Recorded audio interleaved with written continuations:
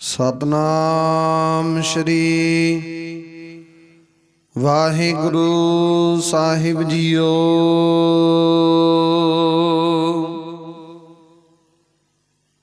ਹਰ ਕੀਆ ਕਥਾ ਕਹਾਣੀਆਂ ਗੁਰਮੀਤ ਸੁਣਾਈਆ।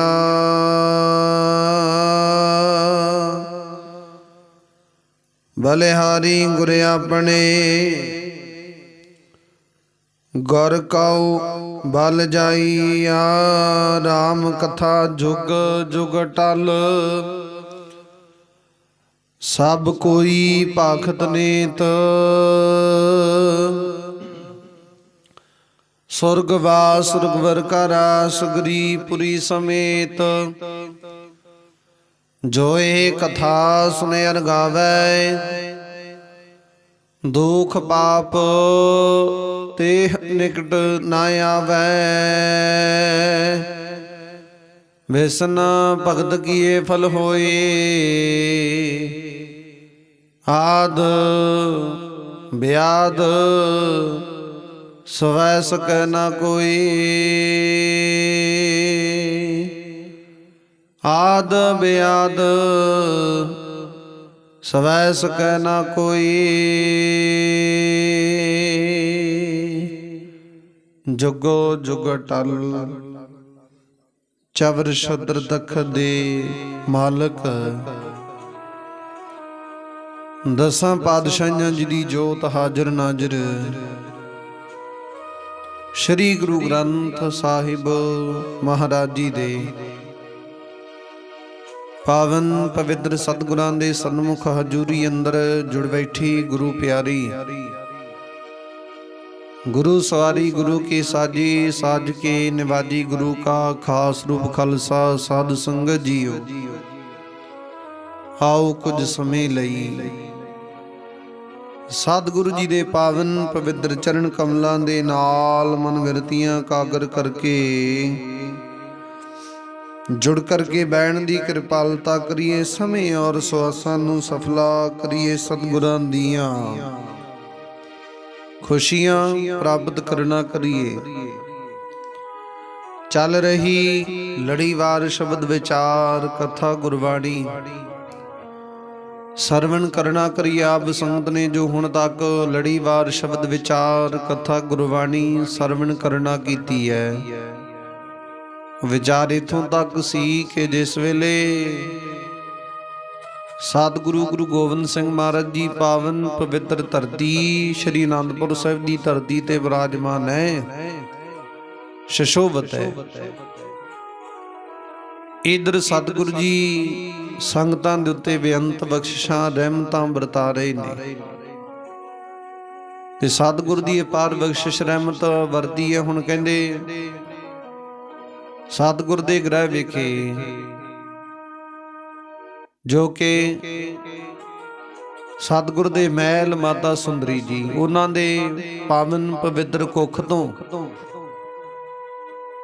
ਜੋ ਵੱਡੇ ਸਾਹਿਬਜ਼ਾਦਾ ਬਾਬਾ ਅਜੀਤ ਸਿੰਘ ਜੀ ਦਾ ਜਨਮ ਹੋਣਾ ਕੀਤਾ। ਹੁਣ ਇਸ ਸੰਬੰਧ ਵਿੱਚ ਸਤਿਗੁਰ ਦੇ ਗ੍ਰਹਿ ਵਿਖੇ ਸ੍ਰੀ ਅਨੰਦਪੁਰ ਦੀ ਧਰਤੀ ਤੇ ਕਾਫੀ ਰੌਣਕਾਂ ਬਣੀਆਂ। ਬਾਬਾ ਅਜੀਤ ਸਿੰਘ ਜੀ ਦਾ ਜਨਮ ਹੋਇਆ। ਸਤਿਗੁਰ ਦੇ ਗ੍ਰਹਿ ਵਿਖੇ ਸੁੰਦਰ ਲਾਲ ਪੁੱਤਰ ਦੀ ਪ੍ਰਾਪਤੀ ਹੋਈ ਹੈ। ਸੰਗਤਾਂ ਦੇ ਹਿਰਦੇ ਵਿੱਚ ਬੇਅੰਤ ਖੁਸ਼ੀਆਂ ਦੀ ਲਹਿਰ ਛਾਈ ਹੋਈ ਹੈ ਤੇ ਸਤਿਗੁਰ ਦੇ ਸਨਮੁਖ ਜਿਹੜੇ ਗਰੀਬ ਲੋਕ ਨੇ ਵਧਾਈਆਂ ਦੇ ਕੇ ਧਨ ਦੌਲਤ ਦੀ ਪ੍ਰਾਪਤੀ ਕਰਦੇ ਨੇ, ਸੁੱਖ ਦਾ ਆਨੰਦ ਮਾਣਦੇ ਨੇ ਤੇ ਸਤਿਗੁਰੂ ਜੀ ਵੀ ਸਭਨਾਂ ਦੇ ਉੱਤੇ ਦਇਆ ਪ੍ਰਦਾਨ ਕਰਦੇ ਨੇ, ਬਖਸ਼ਿਸ਼ਾਂ ਰਹਿਮਤਾਂ ਵਰਤਾ ਰਹੇ ਨੇ। ਕੋਈ ਗਰੀਬ ਆਉਂਦਾ, ਮੰਗਤਾ ਆਉਂਦਾ, ਲੋੜਵੰਦ ਹੁੰਦਾ, ਸਤਿਗੁਰੂ ਜੀ ਧਨ ਦੌਲਤ ਦੇ ਨਾਲ ਨਿਵਾਜਦੇ ਨੇ। ਨਾਲ ਦੀ ਨਾਲ ਸਤਿਗੁਰੂ ਜੀ ਉਹਨਾਂ ਦੀ ਗਰੀਬੀ ਕੱਟਦੇ, ਬਖਸ਼ਿਸ਼ਾਂ ਰਹਿਮਤਾਂ ਵਰਤਾ ਰਹੇ ਨੇ। ਆਪਣੇ ਚਰਨਾਂ ਦਾ ਭੌਰਾ ਬਣਾ ਲੈਂਦੇ ਨੇ, ਮਾਣ ਸਨਮਾਨ ਪ੍ਰਦਾਨ ਕਰਦੇ ਨੇ। ਹੁਣ ਆਮ ਸੰਸਾਰ ਦੇ ਵਿੱਚ ਕਹਿੰਦੇ ਇਦਾਂ ਦੇ ਮਨੁੱਖ ਹੈ ਨਾ ਜਿਹੜੇ ਸੰਸਾਰ ਦੇ ਲੋਕ ਇਦਾਂ ਦੇ ਮਨੁੱਖ ਨੂੰ ਮੂੰਹ ਨਹੀਂ ਲਾਉਂਦੇ। ਪਰ ਸਤਿਗੁਰ ਦੇ ਦਰ ਕਰ ਗੁਰੂ ਗੋਬਿੰਦ ਸਿੰਘ ਮਹਾਰਾਜ ਦੇ ਗ੍ਰਹਿ ਵਿਖੇ ਸ਼੍ਰੀ ਅਨੰਦਪੁਰ ਦੀ ਧਰਤੀ ਤੇ ਜੋ ਵੀ ਗਰੀਬ ਗੁਰਬਾ ਹੁੰਦਾ ਸਤਿਗੁਰ ਜੀ ਨੂੰ ਪੱਲੇ ਨਾਲ ਲਾਉਂਦੇ ਨੇ। ਕਿਸੇ ਵੀ ਗਰੀਬ ਨੂੰ, ਲੋੜਵੰਦ ਮਨੁੱਖ ਨੂੰ ਸਤਿਗੁਰ ਜੀ ਦੁਰਕਾਰਦੇ ਨਹੀਂ। ਕੋਈ ਵੀ ਜਾਂਦਾ ਸਤਿਗੁਰ ਜੀ ਪੱਲੇ ਨਾਲ ਲਾਉਂਦੇ ਨੇ। ਸਤਿਗੁਰ ਦਾ ਕਰਮ ਧਰਮ ਹੈ, ਬਿਰਧ ਹੈ। ਹੁਣ ਇੰਨਾ ਆਨੰਦ ਛਾਇਆ ਸ਼੍ਰੀ ਅਨੰਦਪੁਰ ਦੀ ਧਰਤੀ ਤੇ, ਥਾਂ ਥਾਂ ਤੇ ਸਤਿਗੁਰ ਦੇ ਗ੍ਰਹਿ ਵਿਖੇ ਸੁੰਦਰ ਲਾਲ ਦੀ ਪ੍ਰਾਪਤੀ ਹੋਣ ਦੇ ਸੰਬੰਧ ਵਿੱਚ ਵਧਾਈਆਂ ਦਿੱਤੀਆਂ ਜਾ ਰਹੀਆਂ ਨੇ। ਖੁਸ਼ੀਆਂ ਦੇ ਗੀਤ ਗਾਏ ਜਾ ਰਹੇ ਨੇ। ਸਖੀਆਂ ਮਿਲ ਕੇ ਨਾਚ ਪ੍ਰਾਪਤ ਕਰਦੇ ਨੇ, ਉਦਾਂ ਦਾ ਆਨੰਦ ਮਾਣਦੇ ਨੇ। ਸ਼ਬਦ ਕੀਰਤਨ ਗਾਇਨ ਕਰਦੇ ਨੇ, ਸਤਿਗੁਰੂ ਪਰਮਾਤਮਾ ਦਾ ਧੰਨਵਾਦ ਕਰਦੇ ਨੇ। ਤੇ ਮੈਂ ਇੱਥੇ ਵੀ ਬੇਨਤੀ ਕਰਦੇ ਮੈਂ ਗੁਰੂ ਪਿਆਰਿਓ, ਅਜੋਕੇ ਸਮੇਂ ਦਾ ਤੇ ਉਹ ਸਮੇਂ ਦਾ ਕਾਫੀ ਗੈਬ ਆ, ਅੰਤਰ ਬਹੁਤ ਹੈ। ਅਸੀਂ ਵੀ ਸਿੱਖਾਂ, ਖਿਮਾ ਕਰਨੀ ਬੇਨਤੀ ਕਰਦੇ ਮਾਂ, ਅਸੀਂ ਵੀ ਆਪਣੇ ਆਪ ਨੂੰ ਸਿੱਖ ਅਖਵਾਉਂਦੇ ਆ। ਸਾਡੇ ਵੀ ਸਤਿਗੁਰ ਜੀ ਗ੍ਰਹਿ ਵਿਖੇ ਇਦਾਂ ਦੀਆਂ ਦਾਤਾਂ ਪ੍ਰਦਾਨ ਕਰਦੇ ਨੇ। ਸਾਡੀ ਖੁਸ਼ੀ ਮਨਾਉਣ ਦਾ ਜਿਹੜਾ ਢੰਗ ਹੈ, ਜਰੀਆ, ਉਹ ਬੇਅੰਤ ਪਰੇ ਤੋਂ ਹੈ। ਭਾਵ ਕਹਿਣ ਦਾ ਇਹ ਸਤਿਗੁਰੂ ਜੀ ਜੇਕਰ ਸਾਨੂੰ ਇਦਾਂ ਦਾਤਾਂ ਦਿੰਦੇ ਹਨ, ਅਸੀਂ ਖੁਸ਼ੀਆਂ ਕਿਵੇਂ ਮਨਾਉਂਦੇ ਆ? ਕਲੱਬਾਂ ਦੇ ਵਿੱਚ ਪਾਰਟੀਆਂ ਕਰਕੇ, ਕਲੱਬਾਂ ਦੇ ਵਿੱਚ ਉੱਥੇ ਮੰਦ ਕਰਮ ਜੋ ਸਿੱਖੀ ਦੇ ਖਿਲਾਫ ਹੈ, ਸਤਿਗੁਰੂ ਦੇ ਦਰਕਾਰ ਦੇ ਖਿਲਾਫ ਉਦਾਂ ਦੇ ਕਾਰਜ ਕਰਨੇ ਆ। ਦਾਤ ਦੇ ਦਿੱਤੀ ਸਤਿਗੁਰੂ ਪਰਮਾਤਮਾ ਨੇ, ਧੰਨਵਾਦ ਦੇ ਸਤਿਗੁਰ ਦਾ ਕਰਨਾ ਬਣਦਾ। ਤੇ ਕਹਿੰਦੇ ਪਾਰਟੀਆਂ ਦੇ ਰੂਪ ਦੇ ਵਿੱਚ ਉੱਥੇ ਕੀ ਹੁੰਦਾ?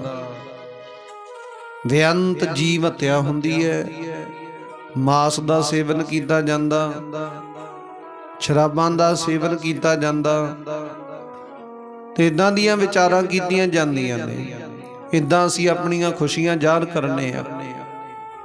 ਤੇ ਮੈਂ ਇੱਥੇ ਬੇਨਤੀ ਕਰਦੇ ਮੈਂ ਸਤਿਗੁਰੂ ਜੀ ਦਾ ਜਿਹੜਾ ਅਸਲ ਸਿੱਖ ਹੈ ਨਾ, ਅਸਲ ਦੀ ਵਿਚਾਰ ਕਰ ਰਹੇ ਆ, ਉਹ ਕਿਵੇਂ ਖੁਸ਼ੀ ਜ਼ਾਹਰ ਕਰਦਾ, ਕਿਵੇਂ ਸਤਿਗੁਰ ਦਾ ਧੰਨਵਾਦ ਕਰਦਾ। ਕਹਿੰਦੇ ਸਤਿਗੁਰ ਦਾ ਧੰਨਵਾਦ ਉਹ ਸਿੱਖ ਕਰਦਾ ਸਤਿਗੁਰ ਦੇ ਗੁਰਬਾਣੀ ਦਾ ਓਟ ਆਸਰਾ ਤੱਕਦਾ, ਗੁਰੂ ਗ੍ਰੰਥ ਸਾਹਿਬ ਮਹਾਰਾਜ ਦੇ ਪਾਵਨ ਪਵਿੱਤਰ ਚਰਨਾਂ ਦੇ ਵਿੱਚ ਆਪਣੇ ਪੁੱਤਰ ਦੇ ਸੰਬੰਧ ਵਿੱਚ ਅਰਦਾਸਾਂ ਬੇਨਤੀਆਂ ਕਰਦਾ। ਸਤਿਗੁਰ ਜੀ ਏ ਪੇ ਦਾਤ ਤੇਰੀ ਦਾਤਾਰ, ਸਤਿਗੁਰ ਜੀ ਤੇਰੀ ਦਾਤ ਹੈ, ਤੂੰ ਦਾਤ ਪ੍ਰਦਾਨ ਕੀਤੀ ਤਾਂ ਸੰਸਾਰ ਦੇ ਵਿੱਚ ਇਹ ਬਖਸ਼ਿਸ਼ ਰਹਿਮਤ ਪ੍ਰਾਪਤ ਹੋਈ ਹੈ।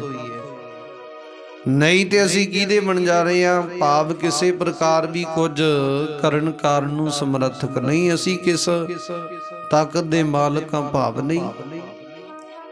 ਇਹ ਆਪ ਜੀ ਨੇ ਬਖਸ਼ਿਸ਼ ਰਹਿਮਤ ਕੀਤੀ, ਦਾਤ ਫੇਰ ਪ੍ਰਾਪਤ ਹੋਈ। ਤੁਹਾਡਾ ਧੰਨਵਾਦ ਹੈ, ਸ਼ੁਕਰਾਨਾ ਹੈ, ਕੋਟਾਨ ਕੋਟ ਧੰਨਵਾਦ ਹੈ।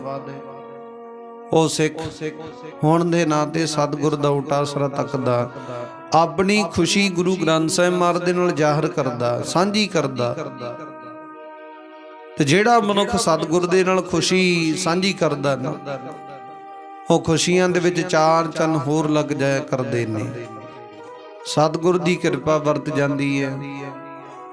ਤੇ ਜਿਹੜਾ ਮਨੁੱਖ ਸਤਿਗੁਰ ਤੋਂ ਦਾਤ ਲੈ ਕੇ ਸਤਿਗੁਰ ਦਾ ਧੰਨਵਾਦ ਤੇ ਕੀ ਕਰਨਾ, ਉਲਟਾ ਉਹ ਸਿੱਖੀ ਦੇ ਖਿਲਾਫ ਉਦਾਂ ਦੇ ਕਾਰਜ ਕਰਦਾ। ਫਿਰ ਕੀ ਹੁੰਦਾ? ਗੁਰਬਾਣੀ ਕਹਿੰਦੀ ਦਾਤ ਪਿਆਰੀ ਵਿਸਰਿਆ ਦਾਤਾਰਾ, ਜਾਣੈ ਨਾਹੀ ਮਰਨ ਵਿਚਾਰਾ। ਸਤਿਗੁਰ ਤੋਂ ਦਾਤ ਲੈ ਲਈ, ਦਾਤ ਲੈ ਕੇ ਭੁੱਲ ਗਿਆ, ਵਿਸਰ ਗਿਆ। ਤੇ ਸਤਿਗੁਰੂ ਜੀ ਨੇ ਜੇ ਦਾਤ ਦਿੱਤੀ, ਇੱਕ ਦਿਨ ਇਹ ਦਾਤ ਖੋ ਵੀ ਲਵੇਗਾ। ਜੇ ਦੇਣ ਜਾਣਦਾ ਤੇ ਖੋ ਵੀ ਜਾਣਦਾ। ਉਸ ਵਕਤ ਸਤਿਗੁਰੂ ਜੀ ਕਹਿੰਦੇ ਜੇ ਪਰਮਾਤਮਾ ਨੇ ਦਾਤ ਦਿੱਤੀ ਤੇ ਧੰਨਵਾਦ ਵੀ ਕਰਨਾ ਬਣਦਾ ਹੈ, ਸ਼ੁਕਰਾਨਾ ਵੀ ਕਰਨਾ ਬਣਦਾ। ਪਰ ਉਹਦਾ ਜਿਹੜਾ ਵਿਚਾਰ ਹੈ, ਉਹਦੀ ਧੰਨਵਾਦ ਕਰਨ ਦੀ ਜਿਹੜੀ ਸੇਧ ਉਹ ਵੱਖਰੀ ਹੋਣੀ ਚਾਹੀਦੀ, ਸਿੱਖੀ ਪ੍ਰਤੀ ਹੋਣੀ ਚਾਹੀਦੀ ਹੈ। ਤੇ ਸਤਿਗੁਰੂ ਜੀ ਕਿਰਪਾ ਕਰਦੇ, ਜਿਵੇਂ ਇੱਥੇ ਮੈਂ ਇੱਕ ਛੋਟੀ ਜੀ ਵਿਚਾਰ ਟੂਕ ਮਾਦਰ ਸਾਂਝੀ ਕਰਾਂ। ਕਹਿੰਦੇ ਔਰ ਜਗਰਾਉਂ ਦੀ ਧਰਤੀ ਨਜ਼ਦੀਕ ਬਾਬਾ ਆਨੰਦ ਸਿੰਘ ਜੀ ਨਾਨਕਸਰ ਕਲੇਰਾਂ ਵਾਲੇ ਮਹਾਂਪੁਰਖ, ਉਹਨਾਂ ਦੇ ਗ੍ਰਹਿ ਵਿਖੇ ਕਿਸੇ ਪਰਿਵਾਰ ਨੇ ਬੇਨਤੀ ਕੀਤੀ, ਕਿਉਂਕਿ ਜਿਹੜੇ ਸਾਧੂ ਹੁੰਦੇ ਨੇ ਗੁਰੂ ਨਾਨਕ ਦੇ ਦਰ ਕਰਦੇ ਬਖਸ਼ੇ ਹੁੰਦੇ ਨੇ, ਉਹਨਾਂ ਦੀ ਅਪੀਲ ਸਤਿਗੁਰ ਦੇ ਦਰ ਕਰ ਵਿਖੇ ਛੇਤੀ ਦੇਣੇ ਪਹੁੰਚ ਜਾਂਦੀ ਹੈ। ਉਹ ਸੰਗਤਾਂ ਨੂੰ ਇੱਕ ਵਿਚੋਲਾ ਬਣ ਜਾਂਦੇ ਨੇ ਗੁਰੂ ਨਾਨਕ ਦੇ ਦਰ ਕਰ ਦੇ ਨਾਲ ਮਿਲਣ ਵਾਸਤੇ। ਤਾਂ ਤੇਰਾ ਵਿਚਾਰ ਕਹਿੰਦੇ ਉਸ ਵਕਤ ਉਹ ਪਰਿਵਾਰ ਆਇਆ, ਕਹਿਣ ਲੱਗਾ ਜੀ ਘਰ ਦੇ ਵਿੱਚ ਸਭ ਕੁਝ ਹੈ, ਜੋ ਕੁਝ ਗੁਰੂ ਨਾਨਕ ਦੇ ਦਰ ਕਰ ਦਾ ਬਖਸ਼ਿਆ ਬਹੁਤ ਕੁਝ ਹੈ, ਧਨ ਦੌਲਤ ਹੈ, ਜ਼ਮੀਨ ਜਾਇਦਾਦ ਹੈ, ਕੋਠੀਆਂ ਗੱਡੀਆਂ ਕਾਰਾਂ ਸਭ ਕੁਝ ਹੈ। ਜੇ ਨਹੀਂ ਤੇ ਘਰ ਦੇ ਵਿੱਚ ਸੁੰਦਰ ਦਾਤ ਨਹੀਂ, ਮਿੱਠੀ ਦਾਤ ਨਹੀਂ, ਕੀ ਪੁੱਤਰ ਨਹੀਂ ਹੈ ਜਿਹੜੀ ਸਾਡੀ ਵੰਸ਼ ਨੂੰ ਅੱਗੇ ਵਧਾਵੇ। ਉਹ ਕੋਠੀਆਂ ਗੱਡੀਆਂ ਕਾਰਾਂ ਦਾ ਜਿਹੜਾ ਮਾਲਕ ਹੋਵੇ ਅੱਗੇ, ਉਹ ਨਹੀਂ ਘਰ ਦੇ ਵਿੱਚ ਹੈ, ਤੇ ਸਾਨੂੰ ਸੁੰਦਰ ਪੁੱਤਰ ਦੀ ਦਾਤ ਚਾਹੀਦੀ ਹੈ। ਹੁਣ ਮੈਂ ਇਸ ਆਧਾਰ ਤੇ ਵਿਚਾਰ ਕਰਦਿਆਂ ਕਿ ਸਤਿਗੁਰ ਦਾ ਸ਼ੁਕਰਾਨਾ ਕਿਵੇਂ ਕਰੀਏ, ਇਹ ਦਾਤ ਲੈ ਕੇ ਸਤਿਗੁਰ ਦਾ ਧੰਨਵਾਦ ਕਿਵੇਂ ਕਰੀਏ। ਉਸ ਵੇਲੇ ਬਾਬਾ ਆਨੰਦ ਸਿੰਘ ਜੀ ਕੋਲੇ ਪਰਿਵਾਰ ਆਇਆ, ਬੇਨਤੀ ਕੀਤੀ ਘਰ ਦੇ ਵਿੱਚ ਮਿੱਠੀ ਦਾਤ ਨਹੀਂ, ਪੁੱਤਰ ਦੀ ਦਾਤ ਨਹੀਂ ਹੈ, ਤੇ ਤੁਸੀਂ ਕਿਰਪਾ ਕਰੋ ਸਤਿਗੁਰ ਦੇ ਦਰ ਕਰ ਤੋਂ ਦਾਤਾਂ ਲੈ ਕੇ ਦਿਓ। ਸਾਡੇ ਚੋਨੀ ਸਮਰੱਥਾ ਨਹੀਂ, ਸਾਡੇ ਚੋਨੀ ਤਾਕਤ ਨਹੀਂ, ਸਾਡੀ ਭਜਨ ਬੰਦਗੀ ਨਹੀਂ ਓਨੀ ਕਿ ਅਸੀਂ ਡਾਇਰੈਕਟਲੀ ਸਤਿਗੁਰੂ ਜੀ ਤੋਂ ਮੰਗ ਲਈਏ, ਤੁਸੀਂ ਕਿਰਪਾ ਕਰ ਦਿਓ। ਤੇ ਬਾਬਾ ਆਨੰਦ ਸਿੰਘ ਜੀ ਨੇ ਬੇਨਤੀ ਕੀਤੀ, ਸਤਿਗੁਰੂ ਗੁਰੂ ਗ੍ਰੰਥ ਸਾਹਿਬ ਮਹਾਰਾਜ ਦੇ ਅੱਗੇ ਗੁਰੂ ਨਾਨਕ ਦੇ ਰੂਪ ਨੂੰ ਹਾਜ਼ਰ ਨਾਜ਼ਰ ਸਮਝਦਿਆਂ, ਦਸਾਂ ਪਾਤਸ਼ਾਹੀਆਂ ਦੇ ਰੂਪ ਨੂੰ ਹਾਜ਼ਰ ਨਾਜ਼ਰ ਸਮਝਦਿਆਂ ਬੇਨਤੀ ਕੀਤੀ। ਤੇ ਹੁਣ ਗੁਰਬਾਣੀ ਕਹਿੰਦੀ ਵਰਤੀ ਕਦੇ ਨਾ ਹੋਵੇ ਜਨ ਕੀ ਅਰਦਾਸ, ਨਾਨਕ ਜੋਰ ਗੋਬਿੰਦ ਕਾ ਪੂਰਨ ਗੁਣਤਾਸ। ਹੁਣ ਜਿਹੜੀ ਅਰਦਾਸ ਕਿਸੇ ਗੁਰਸਿੱਖ ਨੇ, ਸੰਤ ਮਹਾਂਪੁਰਖ ਬ੍ਰਹਮ ਗਿਆਨੀ ਤਪਸਵੀ ਨੇ ਕਰਦੀ, ਅਰਦਾਸ ਵਿਅਰਥੀ ਨਹੀਂ ਜਾਵੇਗੀ, ਉਹਦੇ ਸੰਪੰਨ ਹੋਵੇਗੀ, ਪੂਰੀ ਹੋਵੇਗੀ। ਭਾਵੇਂ ਕਿਸੇ ਲਈ ਦੁੱਖ ਦੀ ਹੈ, ਭਾਵੇਂ ਕਿਸੇ ਲਈ ਸੁੱਖ ਦੀ ਹੈ, ਉਹਦੇ ਅਰਦਾਸ ਪ੍ਰਵਾਨ ਹੋ ਜਾਣੀ ਹੈ, ਸਫਲੀ ਹੋ ਜਾਣੀ ਹੈ।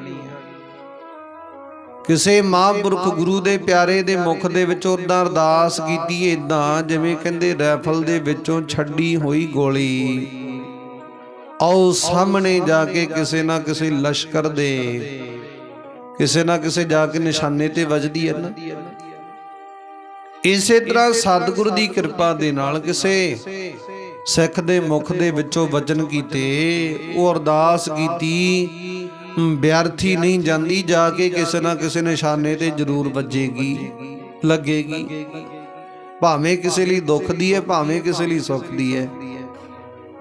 ਉਸ ਵੇਲੇ ਬਾਬਾ ਆਨੰਦ ਸਿੰਘ ਜੀ ਨੇ ਬੇਨਤੀ ਕੀਤੀ ਤੇ ਸਮਾਂ ਪਿਆ, ਸਮਾਂ ਪੈ ਕੇ ਉਹਨਾਂ ਦੇ ਗ੍ਰਹਿ ਵਿਖੇ ਸੁੰਦਰ ਪੁੱਤਰ ਦੀ ਪ੍ਰਾਪਤੀ ਹੋਈ। ਹੁਣ ਧਿਆਨ ਦੇਣਾ, ਉਹਨਾਂ ਨੇ ਸ਼ੁਕਰਾਨਾ ਕਰਨਾ ਕੀਤਾ। ਸ਼ੁਕਰਾਨਾ ਕਿਵੇਂ ਕੀਤਾ? ਘਰ ਦੇ ਵਿੱਚ ਰਿਸ਼ਤੇਦਾਰ ਬੁਲਾ ਲਏ, ਘਰ ਦੇ ਵਿੱਚ ਜਿਵੇਂ ਆ ਹੁਣ ਚੱਲਦਾ ਨਾਚ ਗਾਣਾ ਕੀਤਾ, ਸੱਭਿਆਚਾਰ ਦੇ ਨਾਂ ਤੇ ਉਦਾਂ ਦੇ ਲੈਕਚਰ ਗੀਤ ਗਾਉਣਾ ਕੀਤੇ ਨੇ, ਪਾਰਟੀ ਰੱਖ ਲਈ, ਪਾਰਟੀ ਦੇ ਵਿੱਚ ਜੀਵ ਹੱਤਿਆ ਕੀਤੀ, ਮਾਸ ਮੱਛੀ ਦਾ ਸੇਵਨ ਕੀਤਾ, ਸ਼ਰਾਬ ਆਦਿ ਦੀ ਵਿਚਾਰ ਕੀਤੀ। ਹੁਣ ਬਣਦਾ ਤੇ ਸੀ ਜਿਹਨੇ ਦਾਤ ਦਿੱਤੀ ਸਤਿਗੁਰੂ ਜੀ ਨੇ, ਉਹਦਾ ਧੰਨਵਾਦ ਸ਼ੁਕਰਾਨਾ ਕਰਦੇ, ਬਣਦਾ ਤੇ ਸੀ। ਪਰ ਉਹਨਾਂ ਨੇ ਇਦਾਂ ਦੀ ਵਿਚਾਰ ਕੀਤੀ, ਕਲੱਬਾਂ ਦੇ ਵਿੱਚ ਇਦਾਂ ਦੀ ਵਿਚਾਰ ਕਰਕੇ ਉਹ ਸੱਭਿਆਚਾਰ ਦੇ ਨਾਂ ਤੇ ਲੈਕਚਰ ਗੀਤ ਗਾਉਣਾ ਕੀਤੇ ਨੇ, ਆਪਣਾ ਮਨ ਪਰਚਾਓ ਕੀਤਾ। ਤੇ ਸਮਾਂ ਪੈ ਕੇ ਉਹਨਾਂ ਦੇ ਗ੍ਰਹਿ ਵਿਖੇ ਪੁੱਤਰ ਦੀ ਦਾਤ ਤੇ ਪ੍ਰਾਪਤ ਹੋ ਗਈ। ਤਾਂ ਉਹਨਾਂ ਨੇ ਖੁਸ਼ੀਆਂ ਜ਼ਾਹਰ ਕੀਤੀਆਂ, ਜੀਵ ਹੱਤਿਆ ਕੀਤੀ। ਹਲੇ ਥੋੜਾ ਸਮਾਂ ਹੀ ਪਿਆ ਕਿ ਉਹ ਬੱਚੇ ਦੀਆਂ ਜਿਹੜੀਆਂ ਲੱਤਾਂ ਸੀ ਖੜ ਗਈਆਂ, ਬਿਮਾਰ ਹੋ ਗਿਆ, ਲੱਤਾਂ ਜਿਹੜੀਆਂ ਕੰਮ ਨਹੀਂ ਸੀ ਕਰਦੀਆਂ। ਉਸ ਵਕਤ ਧੌਣ ਹੈ ਜਿਹੜੀ, ਧੌਣ ਡਿੱਗ ਪਿਆ ਕਰੇ, ਧੌਣ ਆਪਣੇ ਸਹਾਰੇ ਸਰੀਰ ਦੇ ਖਲੋਇਆ ਨਾ ਕਰੇ। ਪਰਿਵਾਰ ਨੇ ਬੜੇ ਡਾਕਟਰਾਂ ਨੇ ਦਿਖਾਇਆ, बड़ी जाके कोशिश की कि साडा पुत्र वधिया तंदुरुस्त सी। सतगुरु जी ने कृपा कर दी, पुत्र की प्राप्ति हो गई। पर कहंदे आ नवीं दिक्कत शुरू हो गई है, नवा पंगा शुरू हो गया। चंगे भले पुत्र नूं इदां दी ये कित्थों बीमारी लग गई, की हो गया कोई समझ नहीं आउंदा। बड़े बड़े डॉक्टरां हकीमां कोल दिखा लिया। आखिरकार जिथों थक हार के उन्हां नूं चेता आया बाबा नंद सिंह जी कोल चल गए। की पता होई सानू राह दस देण, उन्हां नूं जाके बेनती करिए। वो गए, जाके बेनती की, बाबा जी पुत्र दी दात ते प्राप्त हुई, तुहाडी अरदास बेनती प्रवान हो गई सतगुर दे दरकर विखे। पर वधिया इहने जन्म लिया, वधिया जन्म लैण तो बाद वधिया चंगा भला सी, हसदा खेड़दा सी, वधिया अपनी मां दा दुध प्राप्त करदा सी, तंदुरुस्त बहुत वधिया सी। पर आ थोड़े समय तो पता नहीं की हो गया, लत्तां नहीं खड़दियां, धौण अपनी थां ते नहीं खलोंदी। कारण की है? बड़े दिखाया हकीमां तो बाबा नंद सिंह जी ने जो देखा ना, अखां मूंद के देखा, सतगुर दे चरणां विच बेनती करके वेख्या। की वेखदे ने कि इन्हां ने सतगुर दा धन्नवाद नहीं कीता, शुकराना नहीं कीता। शुकराने दे संबंध दे नाल दी नाल इन्हां ने उदां दी मत विचार प्राप्त कीती। अपने रिश्तेदारां नूं खुश करन दे मारियां ने वो मंद कर्म कीते, सिੱਖੀ दे खिलाफ कर्म कीते, गुरु नानक दे दरकर दी मर्यादा दे खिलाफ कर्म कीते। हुण जिने दात दित्ती उहदा ते धन्नवाद कीता ही नहीं। उस वेले कहंदे बाबा जी ने पुछया, अच्छा जन्म की खुशी दे विच की कारज कीते? कहंदे जी इदां इदां करके कीते कारज। बाबा नानक सिंह जी कहंदे हो तुसी माड़ी मत कीती है, माड़ी विचार कीती है। तुहाडा फर्ज बनदा सी, रिस्पॉन्सिबिलिटी बनदी सी कि सतगुरु गुरु नानक दे दरकर दा धन्नवाद करदे, शुकराना करदे। पर तुसी अपनी खुशी गुरु नानक दे नाल ਜ਼ਾਹਰ करदे। तुसी की कीता? रिश्तेदारां नूं खुश करन दे मारे इदां दे कर्म कीते ने। ये सतगुर दे दरकर विच प्रवान नहीं। इन्हां नूं सतगुर जी कदाचित भी अपने वल्लों इदां दी विचार नूं कदाचित भी मनदे नहीं। सतगुर जी कहंदे तुसी जीव हत्या कीती है, मांस मच्छी दा सेवन कीता, माड़ा कर्म कीता, ये नहीं सी करना चाहीदा। फर्ज दे तुहाडा बनदा सी सतगुर दा धन्नवाद करदा है, शुकराना करदे। वो खुशियां विच चार चन्न होर लग जांदे। पर तुसी माड़े कर्म कीते, बकरियां दे लत्तां वड्डियां, मुर्गियां दीयां धौणां वड्डियां, जिवें उन्हां दीयां लत्तां वड्डियां तुहाडे पुੱਤਰ दीयां लत्तां खलो गईयां।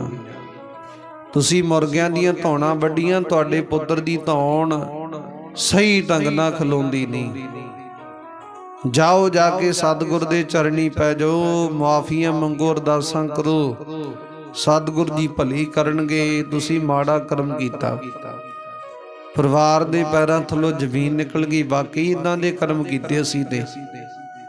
बकरे वड्डे, मांस मच्छी दा सेवन कीता, बड़े खुशी खुशी मुर्गियां दीयां धौणां वड्ड के अपने आप इदां दी खुशी ਜ਼ਾਹਰ करन दे संबंध विचों पाप कर्म करके बह गए, जिहड़ा सिੱਖੀ दे खिलाफ है। ते हुण सतगुरु जी साडे ते किवें खुश होवणगे, किवें दयाबान होवणगे? भाव नहीं। इदां करके जदों समझाया, उन्होंने अरदासां बेनतियां कीतियां। बाद विच ओह पुੱਤਰ दी जिहड़ी इदां दे संबंध विच कीती विचार सी, ओह मुआफ कीती गई सतगुर दे दर कर विखे। ते बाद विच फेर कहंदे ओह पुੱਤਰ दे जीवन दे विच आनंद बनना कीता, जो देह रोगता प्राप्त होना कीती। हुण भाव कहण दा इह है कि संसार दे विच सानू भी सतगुर जी दातां दिंदे आ, पर साडी जिहड़ी दात प्राप्त करके उहदा धन्नवाद शुकराना करना ना, ओह विचार वखरी है। ओह अनेक प्रकार दी इन्हां दी विचार जिहड़ी सिੱਖੀ दे खिलाफ है।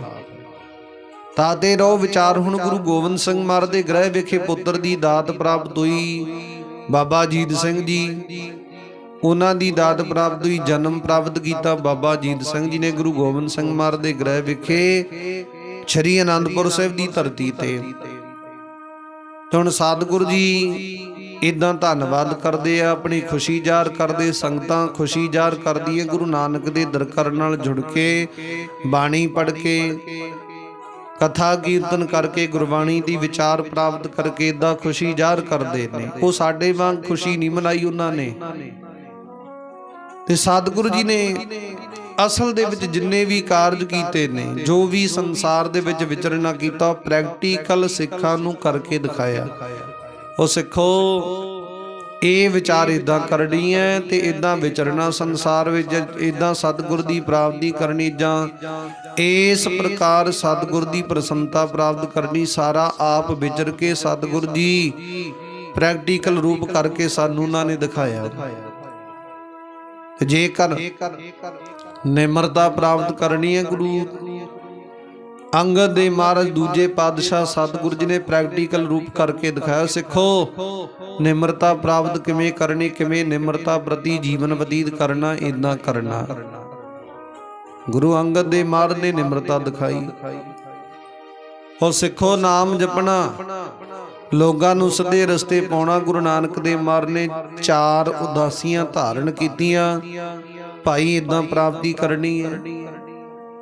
ਤੇ ਜੇਕਰ ਸੰਸਾਰ ਦੇ ਵਿੱਚ ਤੁਹਾਡਾ ਕੋਈ ਨਹੀਂ ਨਾ ਬਣਦਾ, ਸਤਿਗੁਰ ਦੇ ਦਰਕਾਰ ਦੇ ਵਿੱਚ ਜੁੜ ਜਾਓ, ਤੁਹਾਡੇ ਸਭ ਬਣ ਜਾਵਣਗੇ। ਤੇ ਉਹ ਗੁਰੂ ਅਮਰਦਾਸ ਮਹਾਰਾਜ ਜੀ ਚੌਥੇ ਪਾਤਸ਼ਾਹ, ਸਤਿਗੁਰੂ ਗੁਰੂ ਰਾਮਦਾਸ ਮਹਾਰਾਜ ਚੌਥੇ ਪਾਤਸ਼ਾਹ, ਸਤਿਗੁਰੂ ਜੀ ਨੇ ਕਿਰਪਾ ਕੀਤੀ, ਉਹ ਨਿਮਾਣਿਆਂ ਦੇ ਮਾਣ ਬਣੇ ਨੇ। ਤੇ ਜੇਕਰ ਸਤਿਗੁਰੂ ਜੀ ਕਹਿੰਦੇ ਕੋਈ ਨਿਗੁਰਾ, ਜਿਹਦਾ ਕੋਈ ਗੁਰੂ ਨਹੀਂ, ਉਹਦਾ ਜੀਵਨ ਕਿੱਦਾਂ ਦਾ, ਸੰਸਾਰ ਦੇ ਵਿੱਚ ਪ੍ਰੈਕਟੀਕਲ ਰੂਪ ਕਰਕੇ ਦਿਖਾਇਆ। ਤੀਜੇ ਪਾਤਸ਼ਾਹ ਸਤਿਗੁਰੂ ਜੀ ਨੇ, ਗੁਰੂ ਅਮਰਦਾਸ ਮਹਾਰਾਜ। ਤੇ ਹੁਣ ਪੰਜਮ ਪਾਤਸ਼ਾਹ ਸਤਿਗੁਰੂ ਜੀ, ਉਹਨਾਂ ਨੇ ਕੀ ਸਿਖਾਇਆ?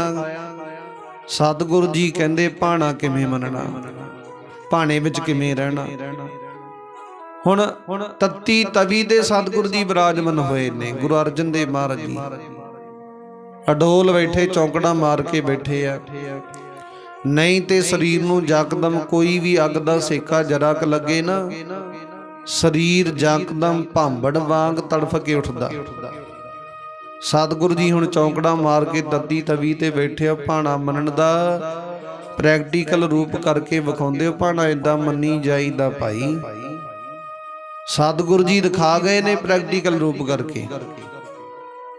ਤੇ ਸਤਿਗੁਰੂ ਗੁਰੂ ਹਰਗੋਬਿੰਦ ਮਹਾਰਾਜ ਛੇਵੇਂ ਪਾਤਸ਼ਾਹ ਸਤਿਗੁਰੂ ਜੀ ਨੇ ਪ੍ਰੈਕਟੀਕਲ ਰੂਪ ਕਰਕੇ ਦਿਖਾਇਆ। ਕਹਿੰਦੇ ਹੁਣ ਕੱਲੀ ਨਿਮਰਤਾ ਵੀ ਨਹੀਂ ਚਾਹੀਦੀ, ਸਾਹਮਣੇ ਵਾਲਾ ਮਨੁੱਖ ਤੁਹਾਡੇ ਤੇ ਐਪੋਜਿਟ ਮਨੁੱਖ ਪੂਰਨ ਤੌਰ ਤੇ ਉਦਾਂ ਦੀ ਵਿਚਾਰ ਕਰਕੇ ਆਵੇ, ਤੁਹਾਡੇ ਤੇ ਚੜ੍ਹਾਈ ਕਰਕੇ ਆਵੇ, ਤੇ ਤੁਸੀਂ ਨਿਮਰਤਾ ਲੈ ਕੇ ਬੈਠੋ, ਇਹ ਵੀ ਨਹੀਂ ਚਾਹੀਦਾ। ਸਤਿਗੁਰੂ ਜੀ ਕਹਿੰਦੇ ਨਿਮਰਤਾ ਸਿਮਰਨ ਇਹ ਵੀ ਨਾਲ ਨਾਲ ਚਾਹੀਦੀਆਂ, ਪਰ ਨਾਲ ਤੀਜੀ ਵਿਚਾਰ ਹੋਰ ਚਾਹੀਦੀ। ਕਿਹੜੀ? ਆਪਣੇ ਵਿਰੋਧੀ ਨੂੰ ਜਵਾਬ ਦੇਣਾ ਬਣਦਾ ਏ। ਸਤਿਗੁਰੂ ਜੀ ਕਹਿੰਦੇ ਉੱਥੇ ਨਾ ਵਿਚਾਰ ਕੀਤੀ ਜਾਵੇ ਕਿ ਬੈਠੇ ਰਹੀਏ। ਉਪਰੰਤ ਸਤਿਗੁਰੂ ਜੀ ਨੇ ਕਿਰਪਾ ਰਹਿਮਤ ਕੀਤੀ। ਇਦਾਂ ਭਾਵ ਕਹਿਣ ਦਾ ਇਹ ਹੈ ਕਿ ਸਤਿਗੁਰੂ ਗੁਰੂ ਗ੍ਰੰਥ ਸਾਹਿਬ ਮਹਾਰਾਜ ਤੱਕ ਜਿੰਨੀਆਂ ਵੀ ਪਾਤਸ਼ਾਹੀਆਂ ਗੁਰੂ ਗ੍ਰੰਥ ਸਾਹਿਬ ਮਹਾਰਾਜ ਤੱਕ 11 ਪਾਤਸ਼ਾਹੀਆਂ ਹੋਈਆਂ ਨੇ, ਇਹਨਾਂ ਸਭਨਾਂ ਨੇ ਸਾਨੂੰ ਪ੍ਰੈਕਟੀਕਲ ਰੂਪ ਕਰਕੇ ਵਿਖਾਇਆ, ਭਾਈ ਇਦਾਂ ਨਹੀਂ, ਇਦਾਂ ਸੰਸਾਰ ਵਿੱਚ ਵਿਚਰਨਾ। ਹੁਣ ਇਸੇ ਤਰ੍ਹਾਂ ਗੁਰੂ ਗੋਬਿੰਦ ਸਿੰਘ ਮਹਾਰਾਜ ਨੇ ਪ੍ਰੈਕਟੀਕਲ ਰੂਪ ਕਰਕੇ ਦਿਖਾਇਆ। ਭਾਈ ਸਿੱਖੋ, ਸਤਿਗੁਰ ਦਾ ਧੰਨਵਾਦ ਸ਼ੁਕਰਾਨਾ ਇਦਾਂ ਕਰਨਾ। ਬੜਾ ਆਨੰਦ ਬਣਿਆ, ਆਨੰਦਪੁਰ ਦੀ ਧਰਤੀ ਤੇ ਖੁਸ਼ੀਆਂ ਬਣੀਆਂ, ਸਤਿਗੁਰ ਦੀ ਕਿਰਪਾ ਰਹਿਮਤ ਬਣਨਾ ਕੀਤੀ। ਹੁਣ ਥਾਂ ਥਾਂ ਤੇ ਆਨੰਦ ਬਣੇ ਨੇ, ਵੱਡੀਆਂ ਖੁਸ਼ੀਆਂ ਬਣੀਆਂ। ਤੇ ਹੁਣ ਉੱਥੇ ਕਹਿੰਦੇ ਤਿਉਹਾਰਾਂ ਦੇ ਮੇਲਿਆਂ ਦੇ ਦਿਨ ਪ੍ਰਤੀ ਦਿਨ ਜਿਹੜਾ ਸਮਾਂ ਉਹ ਬਣਨਾ ਕੀਤਾ। ਤਿਉਹਾਰਾਂ ਦੇ ਸੰਬੰਧ ਵਿੱਚ ਉੱਥੇ ਸੰਗਤ ਵੱਡੇ ਪੱਧਰ ਤੇ ਜੁੜਨਾ ਸ਼ੁਰੂ ਹੋ ਗਈ। ਸਤਿਗੁਰ ਦੀ ਕਿਰਪਾ ਰਹਿਮਤ ਹੋਈ। ਇੱਕ ਤੇ ਤਿਉਹਾਰਾਂ ਦਾ ਸਮਾਂ ਹੈ, ਦੂਜੇ ਨੰਬਰ ਤੇ ਬਾਬਾ ਅਜੀਤ ਸਿੰਘ ਜੀ ਦਾ ਜਿਹੜਾ ਜਨਮ ਹੋਇਆ, ਉਹਦੇ ਸੰਬੰਧ ਵਿੱਚ ਵਿਚਾਰ ਹੋਈ। ਹੁਣ ਸਤਿਗੁਰ ਦੇ ਗ੍ਰਹਿ ਵੇਖੇ ਬਾਬਾ ਅਜੀਤ ਸਿੰਘ ਜੀ ਨੇ 13 ਦਿਨ ਦਾ ਜਿਹੜਾ ਜਨਮ ਪ੍ਰਾਪਤ ਕੀਤਾ, 13 ਦਿਨ ਦੇ ਹੋ ਗਏ ਨੇ।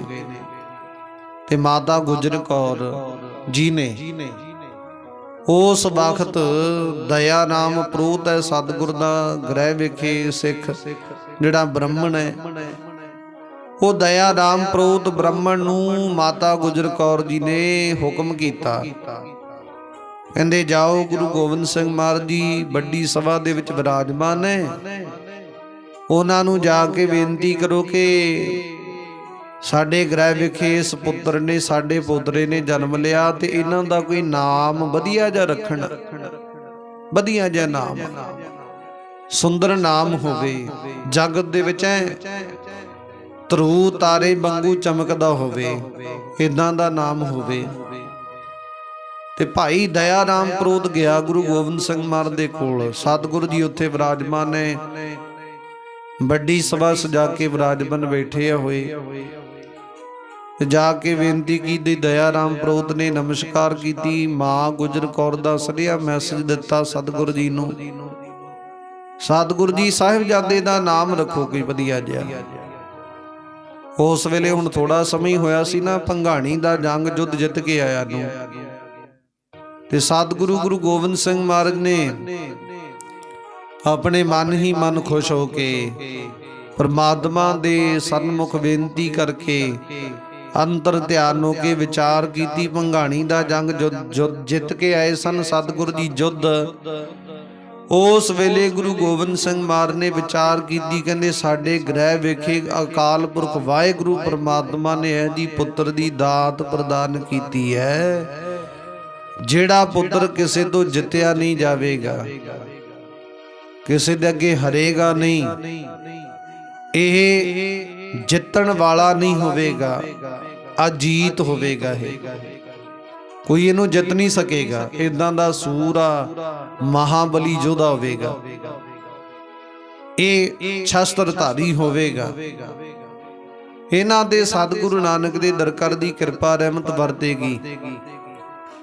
ਤੇ ਦੂਜੇ ਨੰਬਰ ਤੇ ਸਾਨੂੰ ਭੰਗਾਣੀ ਦੀ ਜੰਗ ਦੇ ਵਿੱਚ ਜਿੱਤ ਪ੍ਰਾਪਤ ਹੋਈ ਹੈ, ਫਤਿਹ ਪ੍ਰਾਪਤ ਹੋਈ ਹੈ। ਹੁਣ ਬਾਬਾ ਅਜੀਤ ਸਿੰਘ ਜੀ ਦਾ ਨਾਮ ਰੱਖਣ ਲੱਗੇ, ਕਹਿੰਦੇ ਕਿਸ ਤੋਂ ਜਿੱਤੇ ਨਹੀਂ ਜਾਣਗੇ, ਇਹ ਅਜੀਤ ਹੋਣਗੇ, ਇਸ ਕਰਕੇ ਇਹਨਾਂ ਦਾ ਨਾਮ ਬਾਬਾ ਅਜੀਤ ਸਿੰਘ ਜੀ ਰੱਖ ਦਿਓ। ਤੇ ਸੁਣ ਕੇ ਜਿਹੜੀ ਸੰਗਤ ਬੈਠੀ ਸੀ ਬੜੀ ਖੁਸ਼ ਹੋਈ, ਬੜਾ ਉਹਨਾਂ ਨੇ ਆਨੰਦ ਮਾਣਿਆ। ਇਹ ਨਾਮ ਦੇ ਵਿੱਚ ਉਹਨਾਂ ਨੇ ਅਨੇਕ ਪ੍ਰਕਾਰ ਦੀ ਵਿਚਾਰ ਨੂੰ ਨਾਪਣਾ ਕੀਤਾ, ਸਮਝਣਾ ਕੀਤਾ।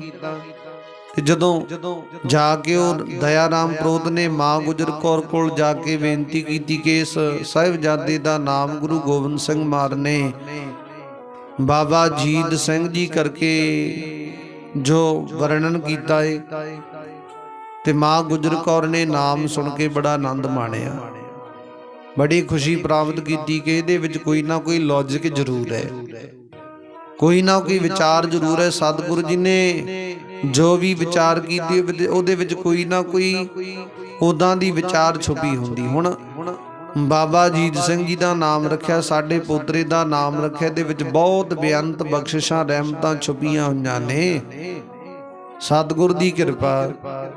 ਉਸ ਵੇਲੇ ਬੜੇ ਖੁਸ਼ ਹੋਏ ਨੇ, ਆਪਣੇ ਪੋਤਰੇ ਨੂੰ ਗੋਦੀ ਵਿੱਚ ਚੁੱਕ ਕੇ ਸੰਗਤਾਂ ਵਿੱਚ ਜ਼ਾਹਰ ਕਰ ਦਿੱਤਾ, ਭਾਈ ਮੇਰੇ ਪੋਤਰੇ ਦਾ ਨਾਮ ਅਜੀਤ ਸਿੰਘ ਹੈ। ਸੰਗਤਾਂ ਨੇ ਵੀ ਸੁਣ ਕੇ ਬੜਾ ਆਨੰਦ ਮਾਣਿਆ, ਖੁਸ਼ੀ ਮਾਣੀ ਕਿ ਵਾਕਈ ਸਤਿਗੁਰ ਦੇ ਗ੍ਰਹਿ ਵਿਖੇ ਪੁੱਤਰ ਦੀ ਪ੍ਰਾਪਤੀ ਹੋਈ, ਇਦਾਂ ਦਾ ਪੁੱਤਰ ਹੋਵੇਗਾ। ਸਤਿਗੁਰ ਦੇ ਬਚਨ ਹੈ ਕਿ ਜਿੱਤਿਆ ਨਹੀਂ ਜਾਵੇਗਾ, ਸਤਿਗੁਰ ਦੀ ਕਿਰਪਾ ਹੋਵੇਗੀ। ਇਹਨਾਂ ਦੇ ਜਨਮ ਦੇ ਪਹਿਲਾਂ ਹੀ ਕਹਿੰਦੇ ਸਾਨੂੰ ਜਿੱਤ ਪ੍ਰਾਪਤ ਹੋਗੀ, ਇਹਨਾਂ ਦੇ ਜਨਮ ਪ੍ਰਾਪਤ ਹੋਣ ਤੋਂ ਪਹਿਲਾਂ ਹੀ ਜਿੱਤਾਂ ਪ੍ਰਾਪਤ ਹੋਈਆਂ ਨੇ, ਫਤਿਹ ਪ੍ਰਾਪਤ ਹੋਈ ਹੈ। ਸਤਿਗੁਰ ਦੀ ਕਿਰਪਾ ਹੋਗੀ, ਬਹੁਤ ਵੱਡੇ ਉੱਤਮ ਕਰਮਾਂ ਵਾਲੇ ਭਾਗਾਂ ਵਾਲੇ ਹੋਣਗੇ ਇਹ, ਤੇ ਇਦਾਂ ਦੀ ਸਤਿਗੁਰ ਦੀ ਕਿਰਪਾ ਹੋਈ। ਹੁਣ ਉੱਥੇ ਤਿਉਹਾਰਾਂ ਦੇ ਦਿਨ ਵੀ ਨਜ਼ਦੀਕ ਆਉਣਾ ਸ਼ੁਰੂ ਕੀਤੇ ਨੇ, ਇਸ ਸੰਬੰਧ ਵਿੱਚ ਸੰਗਤਾਂ ਦੂਰੋਂ ਦੂਰੋਂ ਇਕੱਤਰ ਹੋਣੀਆਂ ਸ਼ੁਰੂ ਹੋਈਆਂ। ਕੋਈ ਸਤਿਗੁਰ ਦੇ ਵਾਸਤੇ ਇਦਾਂ ਦੇ ਇਸ ਸੰਬੰਧ ਵਿੱਚ ਬਾਬਾ ਅਜੀਤ ਸਿੰਘ ਦੇ ਜਨਮ ਦੀ ਖੁਸ਼ੀ ਦੇ ਵਿੱਚ ਵੀ, ਤਿਉਹਾਰਾਂ ਦੇ ਦਿਨਾਂ ਦੇ ਸੰਬੰਧ ਵਿੱਚ ਵੀ ਸਤਿਗੁਰ ਦੇ ਸਨਮੁਖ ਬੇਸ਼ੁਮਾਰ ਕੀਮਤੀ ਉਪਹਾਰ ਭੇਟਾਵਾਂ ਲੈ ਕੇ ਪਹੁੰਚ ਰਹੇ ਨੇ ਸਤਿਗੁਰ ਦੇ ਸਿੱਖ ਸ਼ਰਧਾਲੂ ਸੰਗਤ। ਹੁਣ ਕੋਈ ਕਿੱਦਾਂ ਦੀ ਭੇਟ ਲੈ ਕੇ ਪਹੁੰਚਦਾ, ਕੋਈ ਕਿੱਦਾਂ ਦੀ, ਕੋਈ ਹੀਰੇ ਜਵਾਹਰਾਤ ਸੋਨਾ ਚਾਂਦੀ ਅਨੇਕ ਪ੍ਰਕਾਰ ਦੀਆਂ ਭੇਟਾਵਾਂ ਲੈ ਕੇ ਪਹੁੰਚਦਾ, ਕੋਈ ਨਗਦੀ ਮਾਇਆ ਲੈ ਕੇ ਪਹੁੰਚਦਾ। ਬਸ ਸਤਿਗੁਰ ਦੀ ਪ੍ਰਸੰਨਤਾ ਪ੍ਰਾਪਤ ਕਰਨ ਵਾਸਤੇ ਸਿੱਖਾਂ ਦੇ ਮਨ ਦੇ ਵਿੱਚ ਜਜ਼ਬਾਏ ਪ੍ਰਾਪਤੀ ਹੈ ਕਿ ਸਤਿਗੁਰ ਜੀ ਦਇਆਵਾਨ ਹੋਣ, ਪ੍ਰਸੰਨ ਹੋਣ, ਸਾਨੂੰ ਭਾਵੇਂ ਆਪਣਾ ਆਪ ਵੇਚਣਾ ਕਿਉਂ ਨਾ ਪਵੇ, ਉਹ ਵੀ ਵੇਚ ਦਿਆਂਗੇ, ਸਤਿਗੁਰ ਦੀ ਪ੍ਰਸੰਨਤਾ ਪ੍ਰਾਪਤ ਹੋ ਜੇ। ਹੁਣ ਉਸ ਵਕਤ ਇਦਾਂ ਦੀ ਵਿਚਾਰ ਲੈ ਕੇ ਗੁਰੂ ਗੋਬਿੰਦ ਸਿੰਘ ਮਹਾਰਾਜ ਦੇ ਸਨਮੁਖ ਪਹੁੰਚ ਰਹੇ ਨੇ। ਸਤਿਗੁਰ ਦੀ ਕਿਰਪਾ ਰਹਿਮਤ ਵਰਤ ਰਹੀ ਹੈ ਤੇ ਸਤਿਗੁਰੂ ਦੇ ਗ੍ਰਹਿ ਵਿਖੇ ਹੁਣ ਵੱਡੀਆਂ ਵੱਡੀਆਂ ਬੇਸ਼ੁਮਾਰ ਕੀਮਤੀ ਭੇਟਾਵਾਂ ਲੈ ਕੇ ਪਹੁੰਚ ਲਏ, ਜਿੱਦਾਂ ਜਿੱਦਾਂ ਜਿਹਦੇ ਵਿੱਚ ਜਿਹੋ ਜੀ ਸਮਰੱਥਾ ਏ। ਉਸ ਵਕਤ ਹੁਣ ਜਿੱਥੇ ਪੁੰਨੀ ਹੁੰਦੇ ਉੱਥੇ ਪਾਪੀ ਵੀ ਬਹੁਤ ਹੁੰਦੇ ਆ। ਜਿੱਥੇ ਸਤਿਗੁਰ ਦੇ ਦਰ ਕਰ ਵੇਖੇ ਗੁਰਸਿੱਖ ਉੱਥੇ ਮਨਮੁਖ ਵੀ ਹੈ, ਜਿੱਥੇ ਦਿਨ ਉੱਥੇ ਰਾਤ ਵੀ ਹੈ, ਜਿੱਥੇ ਪੁੰਨ ਉੱਥੇ ਪਾਪ ਵੀ ਹੈ। ਉਸ ਵਕਤ ਇਦਾਂ ਧਨ ਦੌਲਤ ਲੈ ਕੇ ਪਹੁੰਚਦੇ, ਬੇਸ਼ੁਮਾਰ ਕੀਮਤੀ ਭੇਟਾਵਾਂ ਲੈ ਕੇ ਪਹੁੰਚਦੇ। ਕਹਿੰਦੇ ਹੁਣ ਵੱਡੀ ਸੰਗਤ ਦਾ ਇਕੱਠ ਬਣਨਾ ਕੀਤਾ। ਉਸ ਇਕੱਠ ਦੇ ਵਿੱਚ ਇੱਕ ਇਦਾਂ ਦਾ ਮਨੁੱਖ ਹੈ ਜਿਹੜਾ ਕਿ ਉਹ ਇਕੱਠ ਦੇ ਵਿੱਚ ਸੰਗਤਾਂ ਦਾ ਧਨ ਦੌਲਤ ਚੁਰਾਉਂਦਾ ਏ, ਚੋਰੀ ਕਰਦਾ। ਕਹਿੰਦੇ ਵੱਡੇ ਇਕੱਠ ਦੇ ਵਿੱਚ ਉਹ ਇੱਕ ਸਿੱਖ ਦੀ ਕਹਿੰਦੇ ਕਿਸੇ ਨੇ ਪੋਟਲੀ ਚੁਰਾ ਲਈ ਧਨ ਦੀ ਦੌਲਤ ਦੀ, ਤੇ ਉਹ ਗੁਰਸਿੱਖ ਸਤਿਗੁਰ ਦੇ ਸਨਮੁਖ ਉਸ ਧਨ ਦੌਲਤ ਦੇ ਵਿੱਚੋਂ ਕੁਝ ਕੁ ਹਿੱਸਾ ਸਤਿਗੁਰ ਦੀ ਸੇਵਾ ਦੇ ਵਿੱਚ ਪਾਉਣਾ ਚਾਹੁੰਦਾ ਸੀ। ਪਰ ਪਾਉਣ ਤੋਂ ਪਹਿਲਾਂ ਹੀ ਕਹਿੰਦੇ ਕਿਸੇ ਨੇ, ਚੋਰ ਨੇ, ਉਹਦੀ ਜਿਹੜੀ ਪੋਟਲੀ ਚੁਰਾ ਲਈ। ਤੇ ਉਹਨੇ ਆ ਕੇ ਸਤਿਗੁਰੂ ਗੁਰੂ ਗੋਬਿੰਦ ਸਿੰਘ ਮਹਾਰਾਜ ਦੇ ਸਨਮੁਖ ਬੇਨਤੀ ਕੀਤੀ ਹੈ। ਬੇਨਤੀ ਅਰਜ ਕਰਕੇ ਕਹਿਣ ਲੱਗਾ, ਸਤਿਗੁਰੂ ਜੀ ਘਰੋਂ ਤੇ ਬਹੁਤ ਵਧੀਆ ਖੁਸ਼ੀ ਨਾਲ ਤੁਰਿਆ, ਇੱਥੇ ਆ ਕੇ ਮੰਦ ਕਰਮ ਪ੍ਰਾਪਤ ਹੋ ਗਿਆ, ਮੇਰੀ ਕਿਸੇ ਨੇ ਧਨ ਦੌਲਤ ਦੀ ਪੋਟਲੀ ਚੁਰਾ ਲਈ। ਸਤਿਗੁਰੂ ਜੀ ਨੇ ਆਪਣੇ ਸਿੱਖਾਂ ਤੋਂ ਕਹਿ ਕੇ ਉਹਨੂੰ ਇੱਕ ਥਾਂ ਤੇ ਇਕਾਂਤ ਜਗ੍ਹਾ ਤੇ ਬਿਠਾ ਦਿੱਤਾ। ਕਹਿੰਦੇ ਇੱਥੇ ਬਹਿ ਜਾਓ ਕੁਝ ਸਮਾਂ, ਤੁਹਾਡਾ ਧਨ ਦੌਲਤ ਤੁਹਾਨੂੰ ਮਿਲ ਜਾਵੇਗਾ। ਉਹ ਗੁਰਸਿੱਖ ਬੈਠਾ, ਪਰ ਮਨ ਦੇ ਵਿੱਚ ਸੋਚਦਾ ਮਿਲੇਗਾ ਕਿਵੇਂ, ਸਤਿਗੁਰੂ ਜੀ ਕਿਵੇਂ ਕਰਨਗੇ। ਹੁਣ ਜਿਹੜਾ ਚੋਰ ਸੀ ਉਹ ਕੀ ਪਤਾ ਕਿੱਧਰ ਚਲਾ ਗਿਆ, ਕਿਵੇਂ ਆਪਣੇ ਮਾੜੇ ਕਰਮ ਨੂੰ ਅੰਜਾਮ ਦੇ ਕੇ ਕਿੱਥੇ ਚਲਾ ਗਿਆ, ਕੀ ਪਤਾ ਕਿੱਥੇ ਹੈ। ਉਸ ਵਕਤ ਉਹ ਗੁਰਸਿੱਖ ਬੈਠਾ, ਇਤਨੇ ਨੂੰ ਇੱਕ ਹੋਰ ਗੁਰਸਿੱਖ ਆਇਆ। ਉਹਨੇ ਵੀ ਬੇਨਤੀ ਕੀਤੀ, ਸਤਿਗੁਰੂ ਜੀ ਮੇਰੀ ਵੀ ਕਿਸੇ ਨੇ ਪੋਟਲੀ ਚੁਰਾ ਲਈ। ਉਹਨੂੰ ਵੀ ਸਤਿਗੁਰ ਨੇ ਬਹਾ ਦਿੱਤਾ, ਇੱਥੇ ਹੀ ਬਹਿ ਜਾ ਭਾਈ। ਤੀਜਾ ਗੁਰਸਿੱਖ ਹੋਰ ਆਇਆ, ਉਹ ਵੀ ਕਹਿੰਦਾ ਸਤਿਗੁਰ ਜੀ ਮੇਰੀ ਵੀ ਕਿਸੇ ਨੇ ਪੋਟਲੀ ਚੁਰਾ ਲਈ, ਚੋਰ ਹੈ ਕੋਈ ਪਤਾ ਨਹੀਂ ਲੱਗਦਾ ਕੌਣ ਹੈ। ਹੁਣ ਚੌਥਾ ਗੁਰਸਿੱਖ ਆਇਆ, ਉਹਨੇ ਵੀ ਇਹ ਬੇਨਤੀ ਕੀਤੀ। ਸਤਿਗੁਰੂ ਜੀ ਨੇ ਭਾਈ ਦਇਆ ਰਾਮ ਆਪਣਾ ਗੁਰਸਿੱਖ ਨੰਦ ਚੰਦ ਦੀਵਾਨ ਸਤਿਗੁਰ ਦਾ, ਸਤਿਗੁਰੂ ਜੀ ਨੇ ਹੁਕਮ ਕੀਤਾ, ਉਹ ਸਿੱਖੋ ਬਈ ਵੱਡੇ ਇਕੱਠ ਦੇ ਵਿੱਚ ਇੱਕ ਚੋਰ ਫਿਰਦਾ, ਜਾ ਉਹਨੂੰ ਪਕੜ ਕੇ ਲੈ ਕੇ ਆਓ। ਸਤਿਗੁਰੂ ਜੀ ਨੇ ਅੰਤਰ ਧਿਆਨ ਹੋ ਕੇ ਦੇਖਿਆ, ਕੀ ਦੇਖਦੇ ਨੇ ਕਿ ਇੱਕ ਮਨੁੱਖ ਹੈ, ਉਹਨੇ ਆਪਣੇ ਮੱਥੇ ਦੇ ਉੱਤੇ ਚੰਦਨ ਦਾ ਤਿਲਕ ਲਾਇਆ, ਧੋਤੀ ਬੰਨੀ ਹੋਈ ਹੈ ਤੇ ਆਪਣੇ ਆਪ ਨੂੰ ਵਧੀਆ ਇਦਾਂ ਦਾ ਮਨੁੱਖ ਅਖਵਾਉਂਦਾ ਕਿ ਧਰਮੀ ਮਨੁੱਖ ਹੈ, ਸਤਿਗੁਰ ਦਾ ਸਿਮਰਨ ਕਰਦਾ, ਹੱਥ ਵਿੱਚ ਮਾਲਾ ਪਾਈ ਹੈ। ਤੇ ਉਸ ਵਕਤ ਸੰਗਤ ਦੇ ਵਿੱਚ ਤੁਰਿਆ ਫਿਰਦਾ, ਲੋਕ ਸਮਝਦੇ ਇਹ ਕੋਈ ਵਧੀਆ ਕੋਈ ਉਦਾਂ ਦਾ ਮਨੁੱਖ ਹੈ, ਗੁਰਮੁਖ ਹੈ, ਚੰਗਾ ਨਾਮ ਲੈਵਾਏ। ਤੇ ਉਹ ਤੁਰਿਆ ਫਿਰਦਾ ਲੋਕਾਂ ਦੀ ਇਦਾਂ ਧਨ ਦੌਲਤ ਚਰਾਉਂਦਾ ਫਿਰਦਾ। ਸਤਿਗੁਰੂ ਜੀ ਨੇ ਹੁਲੀਆ ਦੱਸ ਦਿੱਤਾ, ਜਾਓ ਵੀ ਸੰਗਤ ਵਿੱਚ ਇਦਾਂ ਦਾ ਮਨੁੱਖ ਫਿਰਦਾ, ਉਹਨੂੰ ਪਕੜ ਕੇ ਲੈ ਕੇ ਆਓ। ਹੱਥ ਵਿੱਚ ਉਹਦੇ ਮਾਲਾ, ਉਹਨੇ ਮੱਥੇ ਦੇ ਉੱਤੇ ਚੰਦਨ ਦਾ ਤਿਲਕ ਲਾਇਆ, ਧੋਤੀ ਬੰਨੀ ਹੋਈ ਹੈ ਤੇ ਬਹੁਤ ਵਧੀਆ ਆਪਣੇ ਆਪ ਨੂੰ ਇਦਾਂ ਦਾ ਧਰਮੀ ਮਨੁੱਖ ਅਖਵਾਉਂਦਾ ਹੈ, ਦਿਸਣ ਨੂੰ ਲੱਗਦਾ, ਉਹਨੂੰ ਪਕੜ ਕੇ ਲੈ ਕੇ ਆਓ। ਹੁਣ ਵੱਡੇ ਇਕੱਠ ਦੇ ਵਿੱਚ ਸਤਿਗੁਰ ਦੇ ਗੁਰਸਿੱਖ ਗਏ, ਥਾਂ ਥਾਂ ਤੇ ਦੇਖਦੇ ਕੌਣ ਇਦਾਂ ਦਾ। ਜਦੋਂ ਗਏ ਵੱਡੇ ਇਕੱਠ ਦੇ ਵਿੱਚ ਪੜਚੋਲ ਕੀਤੀ ਤੇ ਸਾਹਮਣੇ ਉਹ ਮਨੁੱਖ ਉਦਾਂ ਦਾ ਦਿਖ ਗਿਆ। ਪਕੜ ਕੇ ਸਤਿਗੁਰ ਦੇ ਕੋਲ ਲੈ ਆਏ। ਲਓ ਸਤਿਗੁਰ ਜੀ, ਆ ਇਹ ਮਨੁੱਖ। ਸਤਿਗੁਰ ਜੀ ਕਹਿੰਦੇ ਇਹਨੂੰ ਕੈਦਖਾਨੇ ਪਾ ਦਿਓ। ਉਹਨੂੰ ਬੰਦੀ ਬਣਾ ਕੇ ਮੁਸ਼ਕਾਂ ਬੰਨ੍ਹ ਕੇ ਸਤਿਗੁਰ ਦੇ ਕੋਲ ਲਿਆਂਦਾ ਤੇ ਉਹਦੇ ਕੋਲੋਂ ਧਨ ਦੌਲਤ ਦੀਆਂ ਪੋਟਲੀਆਂ ਨਿਕਲੀਆਂ। ਉਹ ਸਿੱਖਾਂ ਨੂੰ ਵਾਪਸ ਦੇ ਦਿੱਤੀਆਂ ਜਿਉਂਦੀਆਂ ਤਿਉਂ। ਉਹਨਾਂ ਨੇ ਬੜਾ ਆਨੰਦ ਮਾਣਿਆ, ਸਤਿਗੁਰ ਦਾ ਧੰਨਵਾਦ ਕੀਤਾ। ਹੁਣ ਸੰਗਤ ਦੇ ਵਿੱਚ ਇਹ ਗੱਲ ਪ੍ਰਚਲਿਤ ਹੋ ਗਈ, ਸਤਿਗੁਰ ਜੀ ਨੂੰ ਕਿਵੇਂ ਪਤਾ ਲੱਗਿਆ ਇਹ ਧਨ ਦੌਲਤ ਚਰਾਉਣ ਵਾਲਾ ਇਹੀ ਮਨੁੱਖ ਹੈ। ਉਸ ਵੇਲੇ ਸਤਿਗੁਰ ਦੇ ਗੀਤ ਸ਼ੁਭ ਉਚਾਰਨ ਕਰਨ ਲੱਗੇ ਨੇ ਤੇ ਸਤਿਗੁਰ ਨੇ ਉਹ ਚੋਰ ਨੂੰ ਕੈਦ ਕਰਵਾ ਦਿੱਤਾ ਮੁਸ਼ਕਾਂ ਬੰਨ੍ਹ ਕੇ। ਤੇ ਸਮਾਂ ਬਤੀਤ ਹੋਇਆ। ਸਤਿਗੁਰ ਜੀ ਨੇ ਫੇਰ ਉਹ ਚੋਰ ਨੂੰ ਮੰਗਵਾਇਆ, ਕਹਿੰਦੇ ਲੈ ਕੇ ਆਓ ਉਹਨੂੰ। ਕਿੱਥੇ ਆਓ? ਲਿਆਂਦਾ। ਸਤਿਗੁਰ ਜੀ ਕਹਿੰਦੇ ਗੱਲ ਸੁਣੋ ਭਾਈ, ਸਾਡਾ ਨਾਮ ਲੈ ਕੇ, ਸਾਡੀ ਬੰਦਗੀ ਕਰਕੇ, ਨਾਮ ਲੈ ਕੇ, ਗੁਰੂ ਨਾਨਕ ਦੇ ਦਰਕਰ ਦਾ ਓਟ ਆਸਰਾ ਲੈ ਕੇ ਤੂੰ ਅਰਦਾਸ ਕੀਤੀ ਸੀ ਕਿ ਸਤਿਗੁਰ ਜੀ ਮੈਨੂੰ 3 ਥਾਵਾਂ ਤੇ ਧਨ ਦੌਲਤ ਦੀ ਪ੍ਰਾਪਤੀ ਕਰਵਾ ਦਿਓ, ਜਿਵੇਂ ਕਿਵੇਂ ਮਰਜੀ।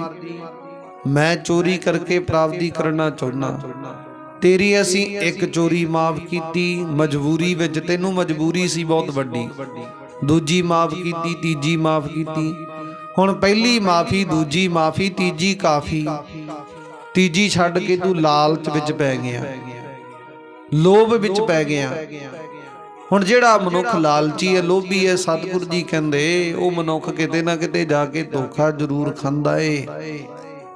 ਉਸ ਵੇਲੇ ਹੁਣ ਲਾਲਚੀ ਬਣ ਗਿਆ। ਸਤਿਗੁਰੂ ਜੀ ਕਹਿੰਦੇ ਤੂੰ ਹੁਣ ਤੇਰਾ ਜਿਹੜਾ ਲਾਲਚ ਹੈ ਸਤਿਗੁਰ ਦੇ ਦਰਕਾਰ ਵਿਖੇ ਬਖਸ਼ਿਆ ਨਹੀਂ ਗਿਆ, ਤੈਨੂੰ ਇਹਦੀ ਸਜ਼ਾ ਜ਼ਰੂਰ ਪ੍ਰਾਪਤ ਹੋਈ। ਪਹਿਲੀ ਚੋਰੀ, ਦੂਜੀ ਚੋਰੀ ਕੀਤੀ, 3 ਚੋਰੀਆਂ ਤੂੰ ਸਾਡੇ ਨਾਲ ਵਾਅਦਾ ਕੀਤਾ ਬਖਸ਼ਾਉਣ ਦਾ, ਤੈਨੂੰ ਬਖਸ਼ ਦਿੱਤੀਆਂ। ਪਰ ਤੂੰ ਚੌਥੀ ਵਿੱਚ ਵੀ ਲਾਲਚ ਵਸ ਹੋ ਗਿਆ, ਲੋਭੀ ਹੋ ਗਿਆ। ਜਿਹੜਾ ਸੀ ਤੇਰੇ ਕੋਲ ਉਹ ਵੀ ਸਭ ਕੁਝ ਘੁਸ ਗਿਆ, ਚਲਾ ਗਿਆ।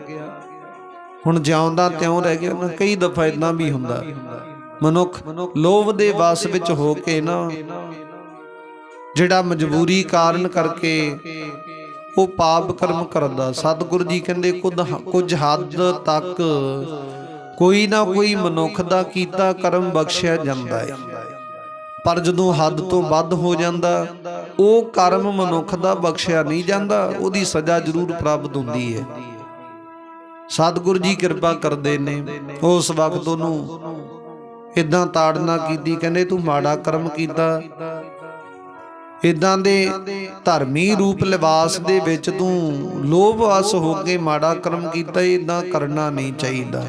ਕਿਉਂਕਿ ਗੁਰਬਾਣੀ ਵੀ ਕਹਿੰਦੀ ਚੋਰ ਕੀ ਹਾਮਾ ਭਰੇ ਨਾ ਕੋਏ, ਚੋਰ ਕੀਆ ਚੰਗਾ ਕਿਉਂ ਹੋਏ। ਚੋਰ ਮਨੁੱਖ ਨੇ ਜਿਹੜਾ ਕਰਮ ਕੀਤਾ ਚੰਗਾ ਕਿਵੇਂ ਹੋ ਸਕਦਾ, ਭਾਵ ਨਹੀਂ। ਇਸ ਕਰਕੇ ਤੂੰ ਮਾੜਾ ਕਰਮ ਕੀਤਾ।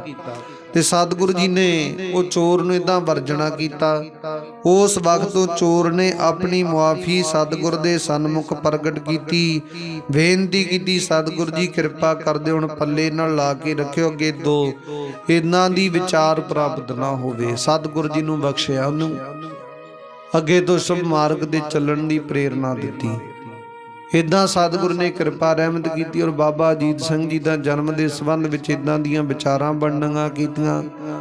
ਤਾਂ ਤੇ ਆਓ ਪਿਆਰੀ ਸੰਗਤ ਜੀ, ਅੱਜ ਦੀ ਵਿਚਾਰ ਇਥੋਂ ਤੱਕ ਪ੍ਰਵਾਨ ਕਰਨੀ। ਅਗਲੀ ਵਿਚਾਰ ਆਪਾਂ ਕੱਲ ਨੂੰ ਸਰਵਣ ਕਰਾਂਗੇ। ਅੱਗੇ ਕੀ ਸਤਿਗੁਰੂ ਜੀ ਕੌਤਕ ਸ਼੍ਰੀ ਅਨੰਦਪੁਰ ਸਾਹਿਬ ਦੀ ਧਰਤੀ ਤੇ ਵਰਤਾਉਂਦੇ ਆ, ਕੀ ਬਖਸ਼ਿਸ਼ਾਂ ਵਰਤਾਉਂਦੇ, ਕਿਵੇਂ ਸੰਗਤਾਂ ਕੇ ਦਰਸ਼ਨਾਂ ਦੀਦਾਰੇ ਪ੍ਰਾਪਤ ਕਰਦੀਆਂ, ਤੇ ਸਤਿਗੁਰੂ ਜੀ ਕਿਵੇਂ ਕਰਕੇ ਬਖਸ਼ਿਸ਼ਾਂ ਵਰਤਾਉਂਦੇ, ਰਹਿੰਦੀ ਵਿਚਾਰ ਆਪਾਂ ਅੱਗੇ ਸਰਵਣ ਕਰਾਂਗੇ। ਅੱਜ ਦੀ ਵਿਚਾਰ ਇਥੋਂ ਤੱਕ ਪ੍ਰਵਾਨ ਕਰਨੀ। ਆਓ ਸਤਿਗੁਰ ਦੇ ਸਨਮੁਖ ਸਮਾਪਤੀ ਕਰਨ ਦਾ ਯਤਨ ਕਰੀਏ। ਸਤਿਗੁਰੂ ਜੀ ਕਿਰਪਾ ਕਰਦੇ ਨੇ।